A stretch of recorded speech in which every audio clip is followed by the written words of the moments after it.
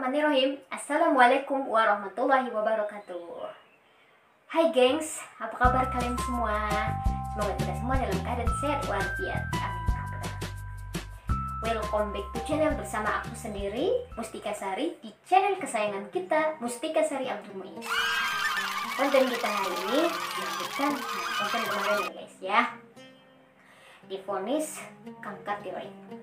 Jadi kemarin terakhir aku bilang keputusannya operasi. Nah jadi ya gini ya guys ya, aku itu operasinya kemarin selama 2 jam. Yang di bagian sini kemarin juga lehernya. Jadi selama operasi 2 jam, lalu diangkatlah kedua tiroid aku, kedua-duanya ya guys ya. Dengan pertama kemarin satu dulu diangkat, kemudian dicek labor, lalu tidak hasilnya ternyata ganas, lalu diangkatlah kedua-duanya tiroid aku. Nah jadi alhamdulillah operasi berjalan dengan lancar. Operasi selama 2 jam, kemudian observasi selama 2 jam. Jadi ya sekitar 4 jam. Aku ingat kali itu aku operasinya jam 8 pagi, kemudian aku jam setengah 2 udah masuk ke kamar ya, ke kamar aku gitu. Lalu aku di opname selama 5 hari, lebih kurang 5 hari ya guys ya aku di opnamenya. Jadi efek setelah operasi itu yang jelas suaraku menghilang beberapa hari. Terus aku susah menelan guys, aku susah menelan.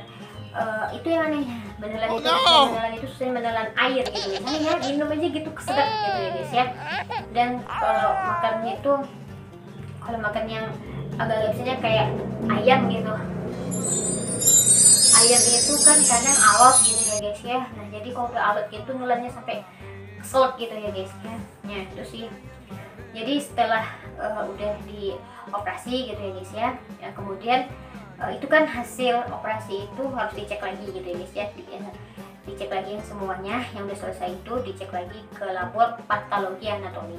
Nah jadi itu keluarnya 2 minggu. Jadi aku kemarin waktu operasi pertama, aku lama juga tuh uang ini kan syaratnya harus tuangin baru bisa minum gitu ya guys ya. Jadi itu ada beberapa malam gitu ya, malamnya gitu mungkin baru aku bisa minum, haus banget gitu guys. Nah jadi guys ya gini, kalau pengobatan tiroid ini guys, kanker tiroid ini ada juga yang kemoterapi. Aku nggak tahu sih namanya apa, nama hasil labornya itu apa gitu ya. Soalnya kemarin aku, nah itu dia guys bedanya kalau di rumah sakit umum daerah Provinsi Riau. Kalau rumah sakit umum itu pasiennya kan ramai tuh, jadi kita bisa sharing kan lama tuh nunggunya. Jadi nanti kalau kita duduk di tempat ruang menunggu untuk menunggu konsultasi dokter gitu kan, jadi kita bisa berbicara gitu sama teman-teman perjuangan kita. Nah jadi kebetulan kemarin tuh aku pernah ketemu sama kakek-kakek gitu ya guys ya, dia kena kanker tiroid juga.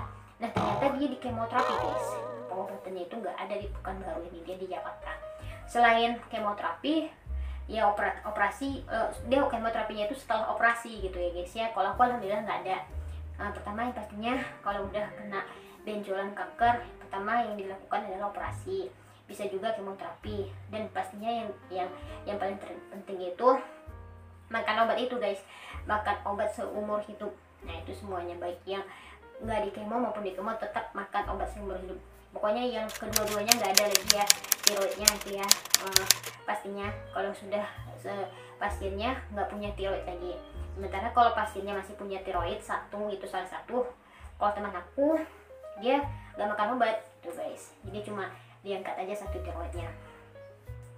Nah jadi itu dia guys ya, kakek-kakek itu yang gue bilang dia ternyata prosesnya operasi dan kemoterapi. Aku nggak tahu namanya, nanti aku tunjukkan hasil dari hasil dari labor aku kan. Jadi setelah kita udah dioperasi nih, udah diangkat kedua-duanya, itu kan tetap dicek lagi ke labor, ke poli patologi anatomi, dicek gitu, memang memastikan apakah ganas atau apa, pokoknya dilihat hasil terakhirnya gitu ya guys ya.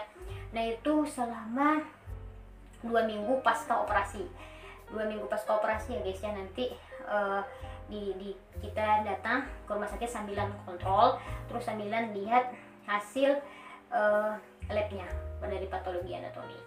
Nah jadi selama 2 minggu itu aku sudah 2 minggu operasi, aku balik lagi rawat jalan, ketemu sama ayah tuh juga ngecek gimana hasil operasinya udah kering apa belum, terus membersihkan, mengganti perban, terus membuang sisa jahitan ya, benang jahitan itu guys, benang jahitan. Jadi setelah 2 minggu ini aku lihat hasilnya, hasil operasi aku. Nih kalian baca aja. Jadi setelah 2 minggu aku langsung dikasih obat, sudah boleh makan obat. Ini dia jenis obatnya. Obatnya itu adalah kalau aku Etirok dengan kalsium laktasid. Jadi Etirok ini dimakan 2 kali sehari sebelum makan. Jadi aku makannya ini pas bangun subuh. Jadi obat yang aku cari karena biar nggak lupa. Nah, jadi ini ya fungsi dari obat itu apa? Yang kedua, kalsium laktasid. Kalsium laktasid ini aku konsumsinya 2 kali sehari, pagi atau malam terserah gitu ya. Nah itulah, jadi ini juga aku sebutkan fungsinya yang aku tahu ya.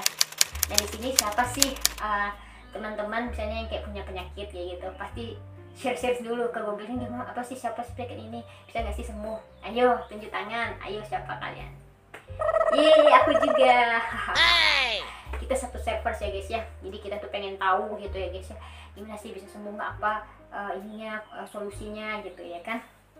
Aku gitu juga cari-cari Google, pokoknya semuanya waktu di pertama kemarin dokternya dokter siapa gitu, dia pertama kali ini kena ada benjolan, terus dia bilang itu kena tiroid, ya udah pokoknya cari-cari di Google biar kita tahu gitu ya guys. Tapi hati-hati juga gitu ya guys, kadang berita-berita gitu hoax gitu, mendingan kalian bisa tanya langsung, konsultasi ke dokter atau bisa sama teman-teman seperjuangan yang pernah mengalami sakit ini gitu. Untuk kanker tiroid itu dia dimakan seumur hidup dan jenis obatnya ini yang aku bilang, yang aku gambar, yang aku tunjukkan tadi. Sementara kalau untuk orang gangguan tiroid seperti hyper atau tipe itu beda-beda. Kalau hyper aku tahu ya guys ya, karena ada teman aku yang kena juga. Nah, biasanya obatnya seperti ini. Nah kalian lihat aja. Jadi berbeda ya guys ya. Kalau hipertiroid atau gangguan tiroid itu mereka makan obatnya tidak seumur hidup. Dia hanya pokoknya sampai fungsi hormonnya itu sudah kembali normal. Kalau sudah kembali normal ya sudah berhenti gitu. Beda dengan yang kena kanker tiroid yang sudah nggak punya lagi tiroidnya.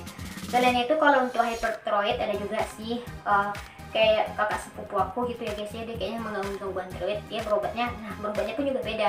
Mereka nggak perlu ke dokter bedah onkologi, mereka biasanya ke spesialis penyakit dalam, ke dokter spesialis penyakit dalam. Nah itu juga beda kan.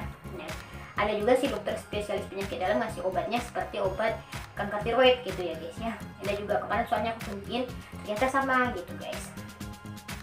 Jadi pokoknya itu obat yang aku konsumsi seumur hidup ya guys ya. Nah, 2 jenis obat itu dan fungsinya apa. Nah selain itu guys, pokoknya dari pasca operasi aku harus rawat jalan rutinitas setiap bulannya, kontrol setiap bulannya kontrol ya, biar tahu gitu ya guys ya perkembangannya gitu ya guys ya. Nah jadi selain setiap bulan, 3 bulan sekali aku selalu periksa darah, periksa hormon tiroid aku ya, adakah yang sama dengan aku. Nah kalian komentar aja di kolom komentar aku ya guys ya. Cukup sampai di sini aja ya guys ya, nanti kita sambung lagi. Mudah-mudahan ini bisa bermanfaat dan menambah wawasan kalian gitu ya tentang kanker tiroid. Aku Hendri dengan wabillahi taufiq wal hidayah. Assalamualaikum warahmatullahi wabarakatuh.